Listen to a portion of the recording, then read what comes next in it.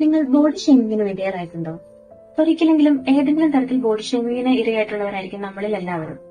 കുട്ടി വളരെ കറുത്തിട്ടാണല്ലോ, നീ അങ്ങ് തടിച്ചു പോയല്ലോ, അല്ലെങ്കിൽ ഇയാളങ്ങ് മെലിഞ്ഞു പോയല്ലോ. ഇത്തരത്തിലുള്ള സംഭാഷണങ്ങൾ നമ്മൾ പലരിൽ നിന്നും കേട്ടിട്ടുണ്ടാവും. ഇത്തരം നെഗറ്റിവിറ്റി സംസാരിക്കുന്ന ആളുകൾ നമുക്ക് ചുറ്റിലും ഉണ്ടാകാം. അത് തൊഴിലിടങ്ങളിലാവട്ടെ, സൗഹൃദ വലയങ്ങളിലാവട്ടെ, അല്ലെങ്കിൽ ബന്ധുക്കളിലാവട്ടെ, അല്ലെങ്കിൽ ചിലപ്പോൾ നമ്മുടെ ഏറ്റവും പ്രിയപ്പെട്ടവർ തന്നെയും ആകാം.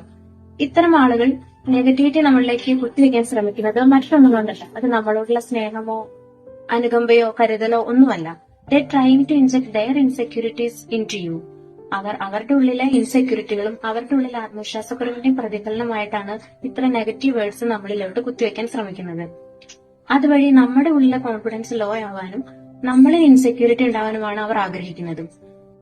നിങ്ങളിൽ ആത്മവിശ്വാസക്കുറവ് ഉണ്ടാക്കുന്നത് വഴി they feel satisfied and happy. So keep distance from themselves. അത്തരം ആളുകളിൽ നിന്ന് മാക്സിമം വിട്ടു നിൽക്കുക. Be yourself. നിങ്ങൾ നിങ്ങളായിട്ടിരിക്കുക. Be confident. Confident doesn't need any perfection. It only demands progression. So day by day progressive ആയിരിക്കാൻ ശ്രമിക്കുക. അപ്പോൾ പെർഫെക്ഷന് പിന്നാലെ പോവാതെ പ്രോഗ്രസീവ് ആയിരിക്കാൻ ശ്രമിക്കുക. Stay happy.